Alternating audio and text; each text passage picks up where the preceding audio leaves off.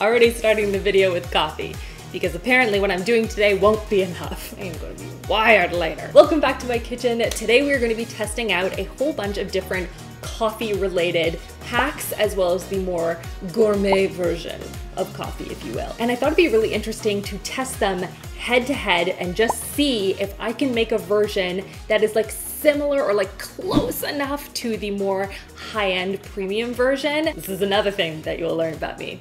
I love cookies, don't get me wrong. Cookies are number one, but coffee, oh, a good cup of coffee changes everything. It makes my whole day better. It just makes me better. I'm a better person with coffee. So without further ado, let's dive into the world of coffee. So the first ones we're going to be testing is for your regular cup of coffee. Now, coffee, I love it when it's brewed fresh. It's amazing, but sometimes it can take a minute, and maybe you don't have that time to start to feel like a person. So I thought I would test just a regular cup of coffee versus a really interesting hack that I found around instant coffee. Basically, from what I understand of the science behind it, when you dissolve your instant coffee into hot water directly, the amylum that's in the granules hardens up, and so you end up with this powdery taste and consistency. So by mixing the granules with the cold water first, they have a chance to dissolve a little bit more gently before you add in the hot water. So I just finished brewing a cup of coffee with my coffee maker that I use. And so we're gonna put that down. Should have grabbed a mug. And also while I'm over here, I'm just gonna turn on the hot water so that we can get that boiling. So while that heats up, let's start dissolving this in some cold water. All right, so I'm gonna take a tablespoon of cold water here, pour it in, then pour the granules right on top. It's actually doing a fairly decent job of dissolving everything. So now to pour in the hot water. So I'm going to stir this up here. Brew number two. Actually, you know what? Wait, I'm gonna put these in the clear espresso mugs, just so you guys can see. Maybe there's like a difference in color or in consistency or anything like that. I feel like that would be better. All right, and gentle cheers, gentle cheers. So looking at the two cups, they do look fairly similar. It's black coffee. In terms of smell, the one that's brewed has a bit of an earthier smell to it. Oh, I could do this all day. Yeah, I think the instant one just smells a little bit flatter. It doesn't have those like layers of flavor notes to it. So now let us sip. Tastes a little bit watery, but it does have a strong like coffee taste to it. Okay. The one that I brewed from the coffee maker has a little bit of a mellower taste to it. It's not as bitter as I want to say the instant coffee one is, but this one doesn't taste that powdery kind of consistency to it that I often associate with instant coffee. Now, just for the sake of curiosity, I want to do another cup of the instant, but without the hack, to see if it actually made any sort of a difference. Okay, fresh mug. Almost spilled hot water all over myself. You know when the coffee is so hot and you're almost like, well, I'm gonna burn myself, but it's gonna be worth it anyway. That's where I'm at right now. I think it's a little bit more bitter. Yeah, it is.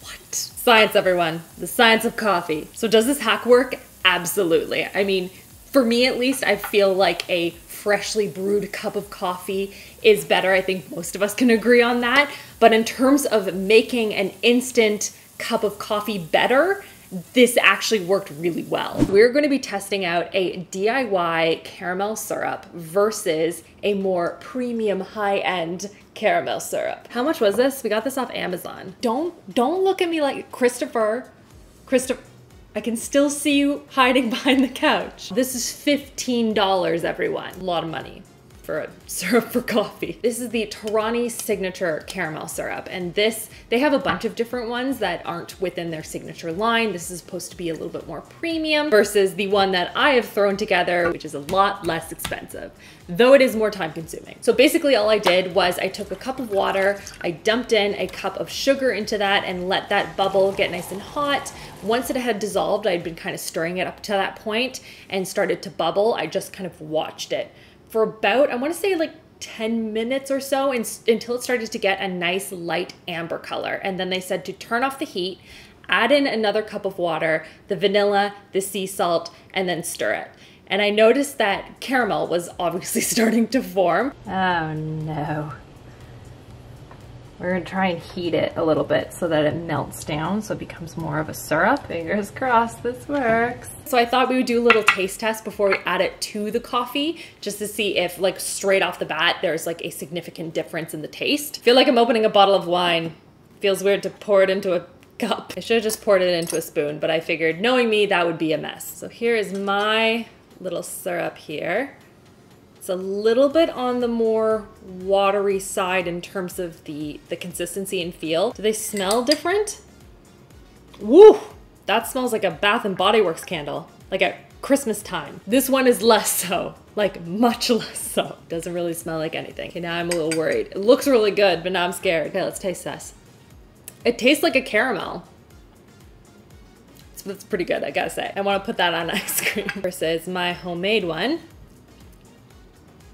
This is good. I gotta say, mine does taste, though it doesn't smell like, but it does taste like a real caramel. This one is a little bit sugarier. It's just that extra on top of it kind of flavor. This is, well, don't tell me which one. Okay. That's good, I like that. Mm-hmm.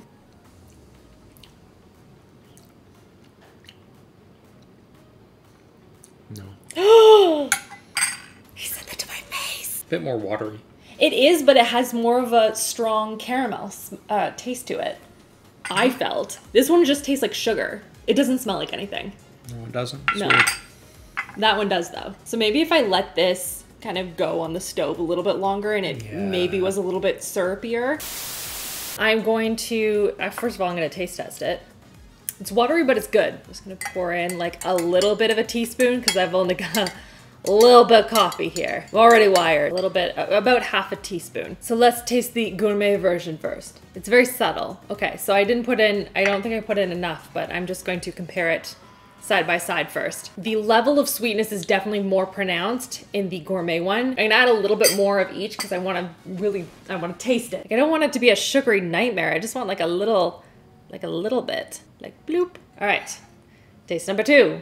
That's a really nice soft caramel taste. And the DIY one tastes good, it's just not as strong. So you either need more of it or you need to brew it for longer so it's a thicker syrupy consistency. So this is very good. Like if you want a good premium caramel syrup, this is great. But $15 versus like a couple of, like $1 or $2 for ingredients? Anyone want to guess what time I'm going to finally fall asleep tonight?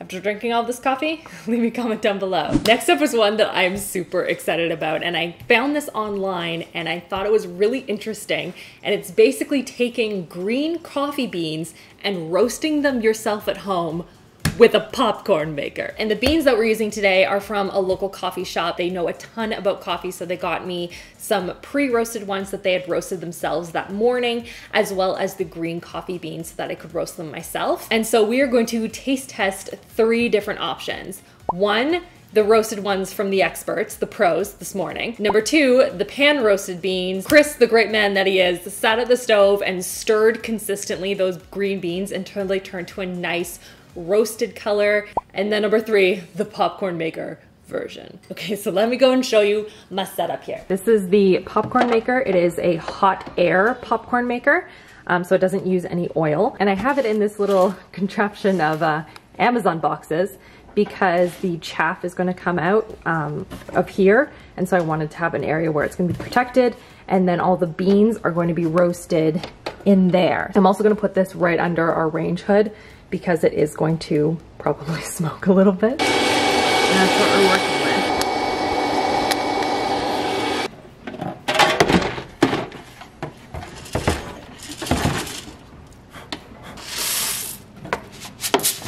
with. Whoa, that looks awesome. So my kitchen is now a mess. Okay, so I have the 3 coffees in front of me. You see I only have 2 clear mugs, so sorry about that. And I also did some close-up footage of all of the beans so you can kind of see what they look like. There's a lot of uniformity to the store roasted ones and surprisingly also the popcorn maker ones, which I think is really interesting considering Chris sat there and like continuously stirred those beans up, and still there are some with darker color, some with a lighter color. So I'm curious how that is going to translate into the actual flavor of all of the coffees. So this is the store roasted one. Good. It's good coffee. Now let's try the pan roasted one. There's a little bit of an aftertaste that's a bit more bitter in the pan roasted ones versus the ones that are roasted in store by the professionals. And then let's go on to the popcorn maker variety. I think it's good. Like, that's a good, solid, very smooth cup of coffee. That's really good. Oh, that's so cool. Wanna come and taste these? Provide your professional opinion. Professional. Professional. Well, If not really anyone's professional at coffee, it's you. Yeah, that's true. I drink a lot of it.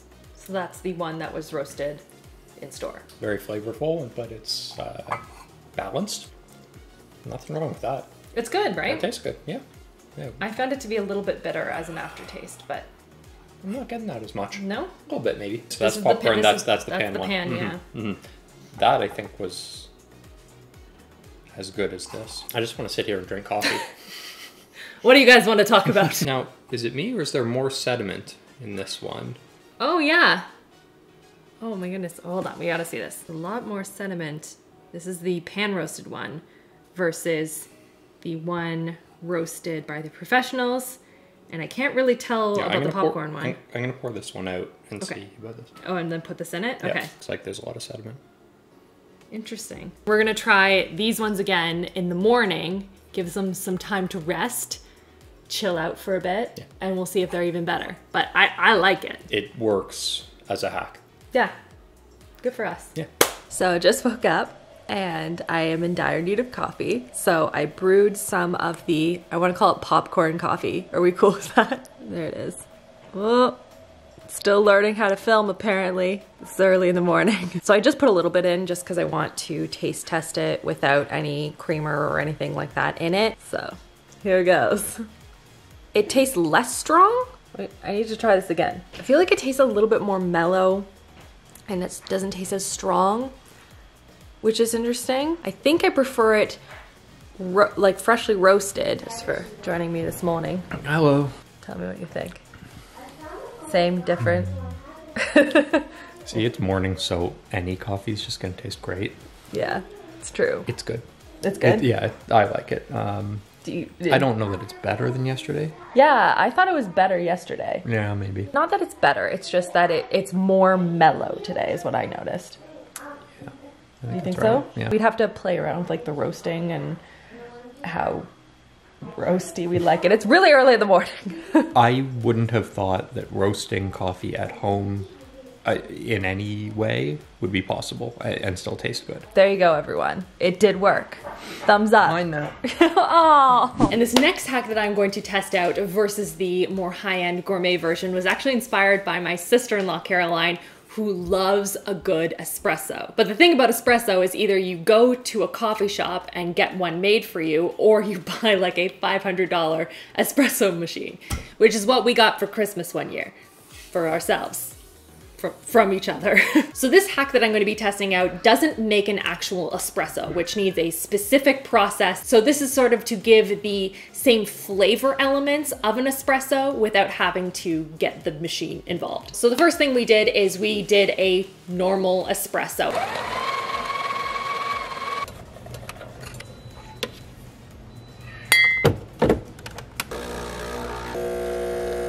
I have the espresso right here. You have a little bit of the crema on top, just like a good classic espresso. And then for the hack, we're actually going to be using a French press. And this is actually how I used to make coffee all the time. Love this baby. So what I did that was a little bit different is I ground up the espresso beans as well, but I used a much finer setting for it when grinding it up, just because that's what this hack calls for. So first I'm going to pour in a 1/4 cup of water into the ground up espresso beans and then let it sit there for 15 to 30 seconds. Get it used to the temperature, I guess. Trying to get all the espresso grounds covered. Oh. Timer went off. So now I'm gonna take 3/4 cups of water and then I'm gonna pour it on top and let it sit there for another minute or so. That is almost a cup, Rachel. And I'm just gonna let it sit there for a minute or so before I start pressing it down. 1 minute on the clock. Go. We don't need to sit here because through the magic of editing and watching a YouTube video, you don't need to sit here impatiently for a minute like I am going to. 40 seconds. It's the longest minute of my life. Done. Perfect. You can see actually there's some It almost looks like crema on the top there, but it looks good and it smells really good. And then we're just gonna press down to separate the beans from the coffee and pour. Delicious. So now I'm gonna taste test like a full-bodied espresso versus this kind of diluted Americano-esque version. And then what I'm gonna do is I'm gonna turn the espresso into an Americano and then taste it side by side and see if they kind of taste the same. So first the espresso. Oh, so strong, love it. Versus the French press. It tastes like an Americano. I'm gonna be honest with you. This is my jam. Espresso time. So espresso, and that's the Americano version. Some of that bitterness in there, it's nice actually. It's not the same. It's not the exact same. Can I add a little of that to this? Go for it, yeah. Because you like Americanos. I do, yeah. Those are good. My preferred. Is it comparable? Is this something I can tell dibs about? Yeah. I'm not sure you could use this to make a latte. No. It's too watery. No, you need like an actual, like, just espresso. Hear that, dibs? We found you a suitable. Yeah, seriously. Yeah, that's suitable. I like it. Amazing. Yeah, yay. nice work. Thank you. Thank you. Thank you so much. I do my best. Whew. Seriously, I'm gonna be up until like 3 o'clock in the morning today.